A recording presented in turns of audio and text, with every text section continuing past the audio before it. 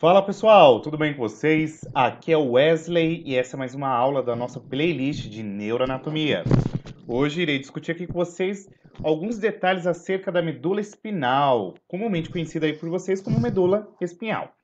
No entanto, já vou trazer aqui um spoiler para vocês, tá? Eu vou utilizar a nomenclatura anatômica de fato, que é consolidada aí por uma série de vários anatomistas, que é medula espinal. Belezinha? Bem, para tornar essa aula mais didática e não tão extensa, eu vou subdividir ela em dois momentos. Essa é a primeira parte e na outra parte a gente dá prosseguimento aí com o estudo da medula espinal. Nessa aula eu pretendo basicamente fazer revisão aí de alguns nomes e conceitos extremamente importantes, que serão tanto descritos nessa aula de medula espinal quanto nas aulas de tronco encefálico, vias descendentes, ascendentes e por aí vai. Comentaremos acerca das estruturas que compõem a medula espinal, algumas conexões, envoltórios meníngeos, e a gente comenta aqui sobre a vascularização, beleza? Então vamos lá? Primeiro aspecto que é muito importante, a gente tem que se atentar com alguns termos que são bastante usuais dentro de neuroanatomia. O primeiro conceito é o de substância cinzenta. Basicamente, gurizada, é o seguinte: tu vai pensar toda e qualquer vez que a gente falar de substância cinzenta em corpos de neurônios, fibras predominantemente amielênicas e células gliais. Você vai falar, tá, o que significa isso? A gente vai pensar em corpos de neurônios e a gente vai acentuar, ou seja, a gente vai excluir a parte do axônio, porque o axônio é mielinizado, ou seja, tem aquela cobertura lá da bainha de mielina, beleza? Em contrapartida, a substância branca, ela é basicamente formada por células gliais e por fibras predominantemente mielínicas, ou seja, a gente vai pensar agora na porção que tem mielina em um neurônio. Posto isto, outro detalhe muito importante é o cerca de núcleo, tá? O núcleo nada mais é do que massa de substância cinzenta dentro de substância branca. Ou, se vocês preferirem, a gente pode pensar num grupo delimitado de neurônios com a mesma função e com a mesma estrutura. Então, toda vez que a gente pensar em um núcleo, é um conjunto de vários neurônios que vão desempenhar a mesmíssima função. Ademais, um outro detalhe que eu queria trazer a vocês aqui é o conceito de córtex. O córtex trata-se aqui de uma substância cinzenta que se dispõe em uma camada fina na superfície, tanto do cérebro quanto do cerebelo. Então, quando a gente menciona córtex, o que é importante tu se atentar? Que a gente pode mencionar do córtex cerebelar ou do córtex cerebral. Falar somente córtex vai estar errado, então a gente precisa distinguir o que é um, o que é outro, beleza?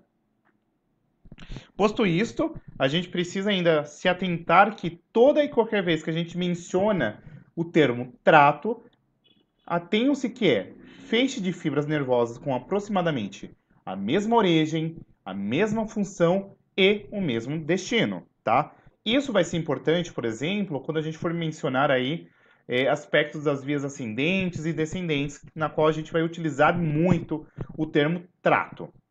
Além disso, nós temos aqui fascículo, que se trata de um trato mais compactado, ao passo que o lemnisco significa um pequeno trato, então ele é mais fininho, tá?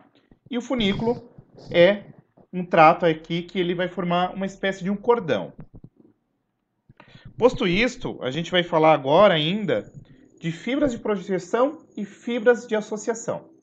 Bem, quando comenta-se sobre uma fibra de projeção, entendam que se trata aqui de fibras que vão sair fora de um órgão ou área que se originam. E uma fibra de associação são basicamente fibras que vão ligar áreas distantes de um mesmo órgão ou área, tá?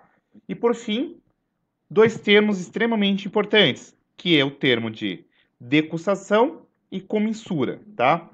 A decussação em especial a gente vai comentar muito quando formos falar nas próximas aulas do tronco encefálico, tá?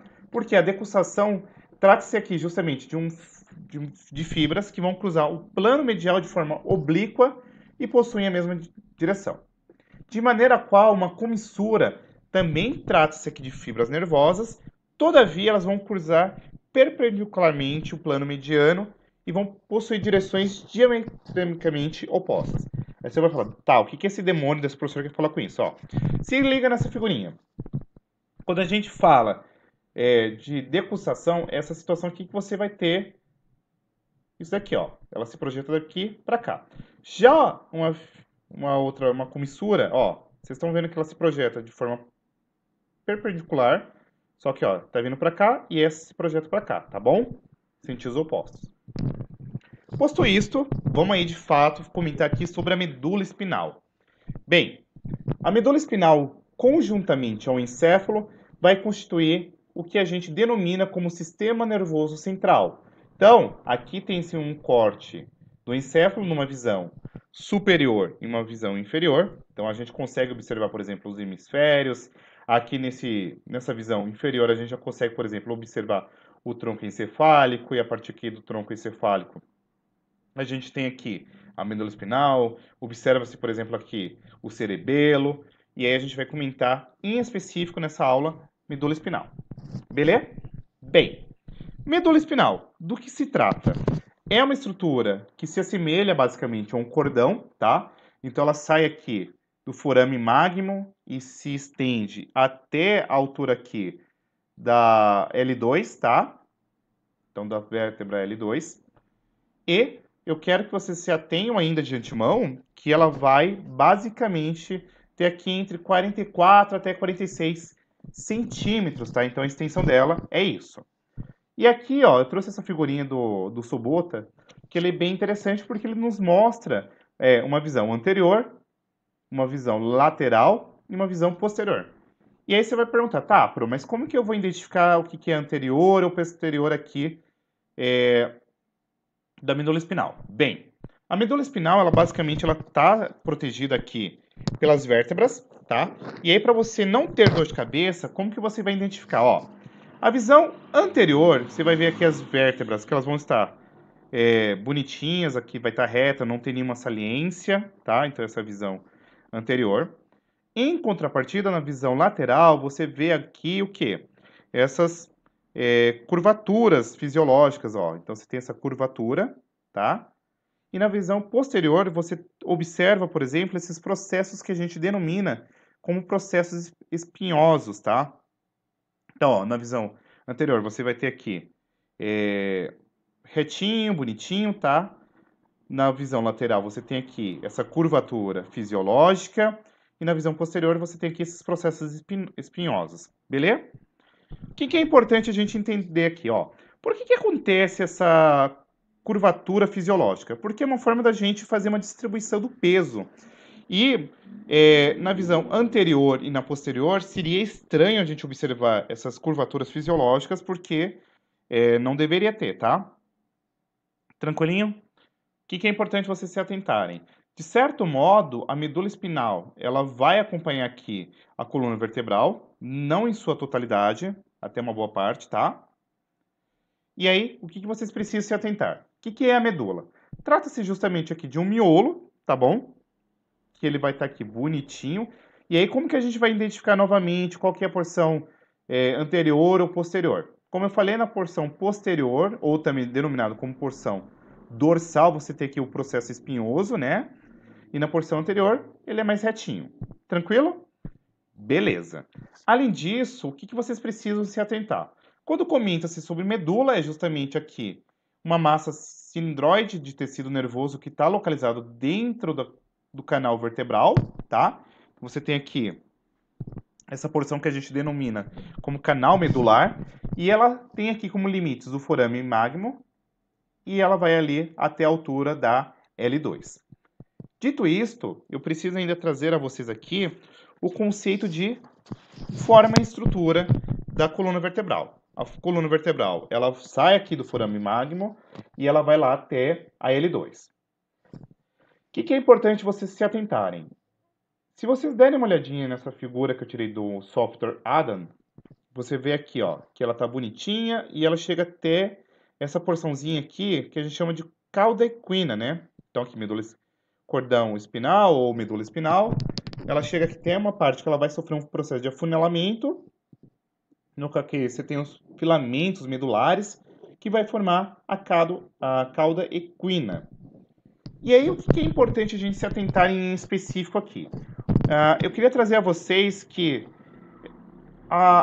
Ao entorno desse eixo longitudinal aqui, a gente tem dois processos de dilatações, que a gente vai chamar de intumescências. Você vai ter a intumescência que vai dar origem aqui ao plexo braquial e outra que vai dar origem ao plexo lombar. Aí você vai perguntar, tá, qual que é a grande sacada aqui desse lance dessas intumescências, que são dilatações? Nessas regiões onde ocorrem essas dilatações, existem corpos neuronais que darão origem a raízes, tá? E essas raízes, por sua vez, elas vão formar dois plexos. O plexo braquial, tá? Então, aqui você vai ter o cervical, ó, que vai estar ali entre a C5, C6, C7, C8, T1, formando o plexo braquial. Então, vai irrigar essa porção aqui dos membros superiores. E você vai ter aqui, ali nas lombares, entre L1, L2, L3, L4, L5, a sacral 1 e a sacral 2, a formação aqui do plexo lombosacral, que vai aqui alimentar as estruturas dos membros inferiores, tá bom? Um detalhe muito importante que eu queria trazer ainda a vocês aqui é o formato da medula espinal de outros animais. Então, por exemplo, se a gente observar esse animal aqui, ó, os membros superiores são muito pequenininhos e, em contrapartida, esses membros inferiores, eles são maiores, né? Então, a intumescência, se vocês observarem, ela é muito mais dilatada aqui no plexo lombosacral do que aqui no plexo braquial, perdão. Em contrapartida, se a gente observar aqui uma baleia, percebam que a intumescência ela é quase que igual, né? Porque você tem tanto a nadadeira quanto aqui do mesmo tamanho. Então, a intumescência acaba sendo igual. Beleza? Além disso, eu queria trazer para vocês aqui uma topografia, vértebro-medular, para vocês entenderem o porquê que a gente tem aquela formação da cauda equina. Se liga. Bem, até ali na altura do 4º mês de gestação, a gente tem isso aqui, ó. A medula espinal, ela vai acompanhando a coluna vertebral, de boa. Então, você tem aqui as raízes, né, que elas se projetam entre as vértebras. Você tem aqui a medula espinal e ela cresce aqui na mesma pegada, tá? No entanto, um aspecto muito importante é que a medula vertebral, ela cresce muito mais rápido do que a medula espinal. E aí, por consequência disso, o que tu tem é a seguinte situação. A medula espinal, ela não acompanha o crescimento da coluna vertebral. E aí, o que acontece? Essa coluna vertebral, ela acaba por fazer com que as raízes nervosas sejam puxadas aqui para baixo. E aí, no término aqui, você tem a formação desses filamentos nervosos que darão origem posteriormente à cauda equina. Por isso que a gente tem a cauda equina aí, que seriam basicamente vários filamentos medulares que darão origem aí à cauda equina, beleza? Que termina ali mais ou menos na altura do ósseo coccígeo, beleza? Dito isto, eu ainda preciso trazer aqui a vocês alguns aspectos acerca de conexões que existem com os nervos espinais. Vamos dar uma olhadinha em específico nessas duas figurinhas aqui. Bem, vamos identificar a priori se se trata de um corte anterior ou posterior. Como eu disse, a primeira dica que eu trazer para vocês é observar aqui se tem processo espinhoso ou não, né? Como aqui temos o processo espinhoso, a gente tem aqui uma visão posterior, beleza? Então, nessa visão aqui posterior, nós temos aqui esses processos ósseos, que são os processos espinhosos, tá? E aí, o que a gente precisa entender? De antemão, quando a gente fala de medula espinal, eu quero que vocês entendam que se trata de um centro condutor de informações que vão sair e entrar no encéfalo. Então, basicamente, a medula espinal ela serve como um centro de retransmissão de informações. Nesse caso aqui da porção posterior, nós teremos várias raízes nervosas dorsais que trazem informações sensitivas. E essas informações sensitivas, elas vão ser direcionadas lá para os centros superiores, como, por exemplo, o tálamo, o córtex cerebral, que vão fazer o processamento dessa informação sensitiva, e isso se traduz agora numa resposta motora. Já nessa figurinha aqui à direita, a gente tem aqui, ó, não tem nenhum processo, né, fisiológico aqui, então a gente tem a visão anterior.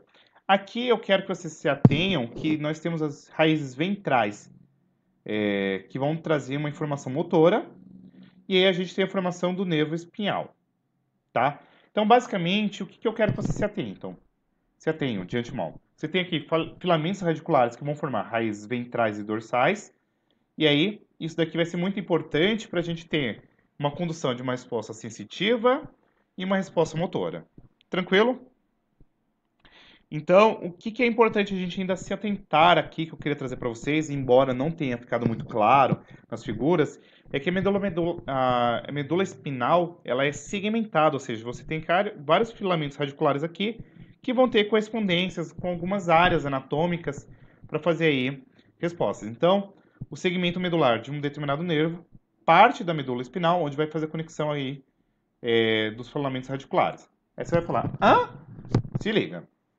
Então, ó, essa figurinha ela é bem didática, tá? Então, a gente vai ter aqui uma situação na qual nós teremos aqui, ó,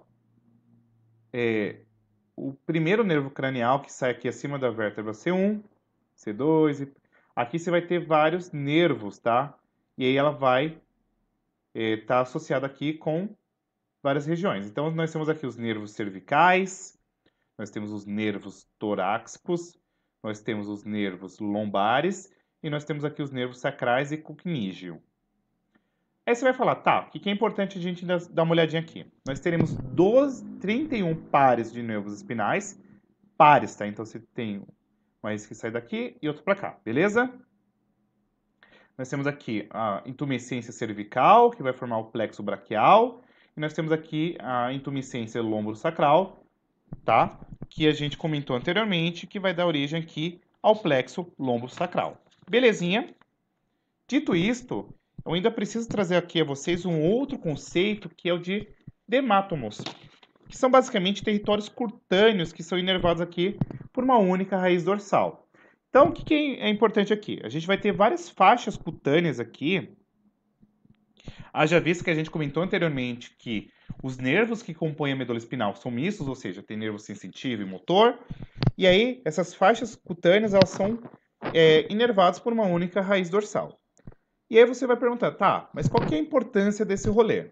Essa figurinha do Netter aqui, ela é bastante interessante porque ela já nos demonstra que clinicamente essas regiões aqui, esses dermátomos, essas faixas cutâneas, elas são clinicamente importantes porque elas nos trazem, por exemplo, uma inferência de nível de lesão medular. Então, por exemplo, suponhamos que a pessoa não esteja sentindo aqui na região do umbigo. Muito provavelmente ela possa ter uma lesão aqui na altura da T9. E aí a gente pode aferir o nível de lesão, se ela é completa ou incompleta. E isso é muito importante clinicamente falando. Beleza? Além disso, nós temos aí um outro conceito que é o de miótomos, que basicamente é um conjunto de fibras musculares que são inervadas aqui por axônios motores de uma raiz nervosa de cada segmento. Isso daqui é importante para que a gente consiga clinicamente também observar que lesão em uma eventual situação que você tenha um acometimento medular, tá? Existe aí uma série de músicas que vocês podem pesquisar no YouTube, mas o que é mais importante? O miótomo ele pode mostrar basicamente movimento. Então aqui, ó, a raiz nervosa que está entre C1 e C2 está associada com flexão do pescoço, na C3, flexão lateral do pescoço e por aí vai, tá bom? Dito isto, eu ainda preciso que vocês se atenham que a medula espinal ela é formada por estruturas, por envoltórios, que nós chamamos aqui de meninges. Que são três, basicamente, de fora para dentro. Nós temos aqui a dura mater, a aracnoide e a pia mater. O que é importante a gente entender? Nós temos aqui o osso que está recobrindo.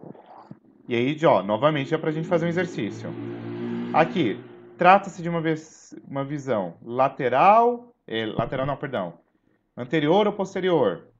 Anterior, né, ó, porque você não tem aqui nenhum processo espinhoso. Então, você tem aqui o osso recobrindo a medula. Logo abaixo, nós temos aqui a dura mater, tá? Ela está logo que aderida. nós temos aqui a aracnoide em azul, e nós temos aí, por último, a pia mater, que ela tem uma super aderência com o tecido nervoso. O que é importante a gente ainda saber? Entre o periósteo, ou seja, o osso e a dura mater, nós temos um espaço que a gente chama de espaço meníngeo, que é aqui a região epidural. Na região epidural, epide vem de sobre, então sobre a dura mater, nós temos aqui bastante tecido adiposo, tá? Aqui no espaço epidural é onde que acontece aqui a anestesia epidural ou peridural, que está associada aí com o parto. Entre a dura mater e a aracnoide, nós temos o espaço subdural, e entre a aracnoide e a pia mater, nós temos aqui o espaço subaracnóide. Nesse espaço subaracnóide é onde que a gente usa a anestesia raquidiana. O que é importante? Geralmente a gente faz esse processo, a gente não, né? O pessoal da área médica, quando precisa fazer uma anestesia raquidiana, ela faz próximo ali da quadra equina porque é mais segura. Por quê?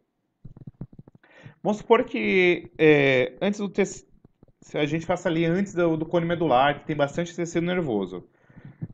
O estresse causado pela agulha pode gerar uma lesão e essa lesão dificilmente ela consegue ser reparado. Então a gente prefere utilizar ali na cauda equina porque você tem vários filamentos nervosos e é muito mais fácil ter uma eventual regeneração do que nesse espaço aí com muito tecido nervoso, tá bom? Então novamente aqui nós temos uma visão lateral, né? Ó. Então aqui, visão anterior, posterior. Olha que coisa linda, gente. Eu acho maravilhoso essas figuras do Nether, eu acho bem didáticas, tá? Então, nós temos aqui, de fora para dentro, o osso, logo abaixo do osso, nós teremos aí o espaço epidural, seguido da dura mater, logo após você vai ter o espaço subdural, seguido da aracnoide, seguido aí do espaço subaracnóide e por fim da pia mater, tá? Detalhe importante ainda a ser acrescido a vocês é o seguinte, no espaço subdural tem pouco líquor e no espaço subaracnóide tem bastante líquor, por isso que é a região que é utilizada aí para fazer a retirada de líquor, tá bom? Acerca de vascularização, o que é importante a gente se atentar? É bem simples, tá? A medula espinal, ela é basicamente irrigada por 3 artérias. Nós temos aqui a artéria subclávia, que está aqui nos segmentos C1 até T2, a artéria aorta, que vai aqui do T3 até L1, e a ilíaca interna nos segmentos L1 a S5. Além disso, apresenta aqui 2 sistemas, um vertical, tá? Que vai estar aqui com as artérias espinais anterior e tem aqui 2 posterior, e uma horizontal que vai formar aqui as artérias radiculares, então anterior, posterior e por aí vai. E para finalizar a nossa aula, eu queria trazer aqui para vocês uma figurinha num corte transverso, tá? Então você tem aqui um corte transverso e aí a gente vai identificar agora algumas estruturas na medula espinal. Então eu sempre gosto de iniciar aqui pela porção mediana, então nós temos aqui a fissura mediana, tá? E nós temos aqui o sulco mediano. O que é importante olhar? Ó, a fissura mediana e o sulco mediano. Qual que é a diferença entre sulco e fissura? A fissura ela tem uma abertura maior. Então, vocês podem perceber aqui, ó, a fissura mediana anterior. E tem aqui o sulco mediano posterior, que ele é menos profundo. Além disso, nós teremos aqui o sulco lateral anterior. Então, ó, sulco lateral anterior. Você tem aqui em ambos os lados, tá? Nós temos aqui os sulcos laterais posteriores, que eles estão basicamente próximos aqui da raiz dorsal, tá? Tem esse aqui também, em especial, quando a gente fala aqui de medula cervical, o sulco intermediário posterior, que é esse daqui. E essa figurinha aqui, ela é mais didática porque ela nos demonstra essas estruturas. Então, você tem aqui a fissura mediana anterior, o sulco mediano posterior, você tem aqui o canal central da medula, tá? O sulco intermediário posterior, Você tem aqui o sulco lateral anterior e por aí vai. Belezinha? A bibliografia adotada foi o Neuroanatomia Funcional do Machado e Subota e o Netter aqui para pegar as figuras anatômicas. Um super abraço e até a nossa segunda aula de medula espinal. Um beijo e se você tiver curtido, gostado, deixe seu like, comente, compartilhe que me ajuda bastante, tá bom? Fui!